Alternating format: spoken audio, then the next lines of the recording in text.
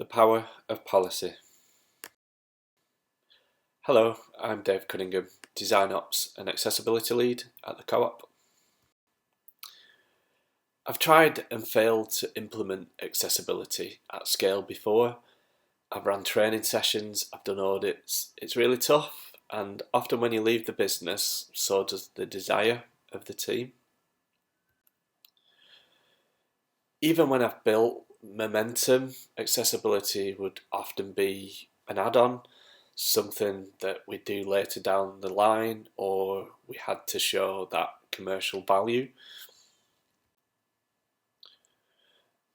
And I often thought, well, how many times do we have to hear these same stats, like 1 in 5 people have a disability?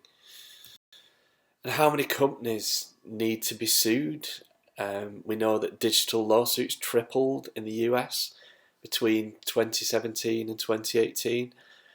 Companies such as Netflix, Disney and Domino's.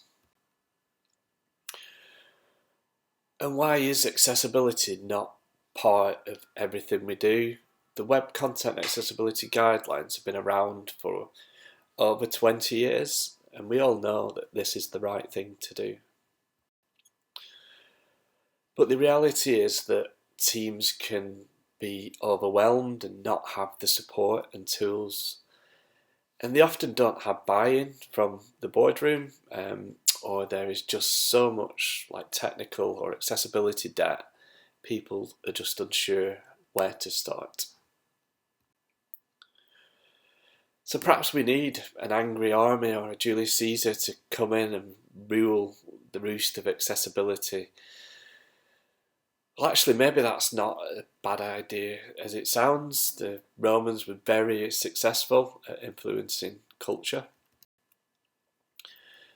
They built better roads, they introduced better ways of getting rid of our sewerage, and they even showed us how to use money. But unlike other armies, the Romans, they didn't try to turn everyone into a Roman. They integrated, they recognised the problems, and they provided a better way of living.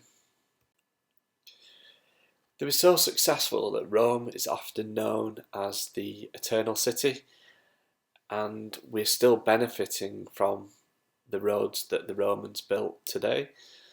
So how can we create our own eternal city for accessibility? Because we know for sure that being angry about it, it just doesn't work. So in our research we found that digital teams' approaches are fairly similar. We do some research, we define the problem, we do a bit of design, we build something, we test, iterate and put live. So we mapped out these processes and we found 8 key areas. So each of these 8 areas has a major effect on accessibility. Every stage has a crucial role to play. For example, if we buy off-the-shelf products that aren't accessible, we are doomed from the start. So it starts with procurement, it goes to research, design, front-end build at a component level, to content, quality assurance, automated testing of live products and services, and then finally our annual accessibility audit. So I work with the specialist in these 8 areas to write clear directives. What were the smallest things that we could do that would have the biggest effect? And each area has no more than 3 directives, some just have 1. Our accessibility policy was born. You can read it at coop.co.uk/accessibility. So let's take a look at one of these directives. This one sits under design. We will include people with access needs in our crit sessions on a regular basis. So this directive, it ensures people with access needs are constantly part of the conversation. It also broadens our designers' knowledge, and in theory it sounds great. But remember, our teams are often overwhelmed and we need to make it easier for our teams, not harder.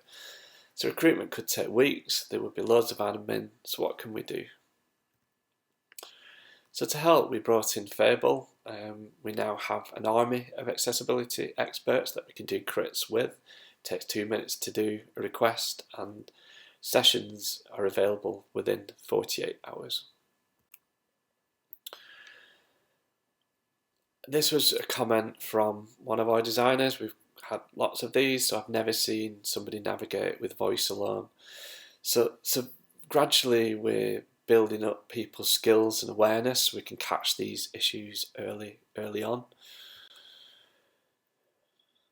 And eventually we'll have our own accessibility, our own co-op accessibility army that can spot those issues, and we'll build accessible services and products as standard.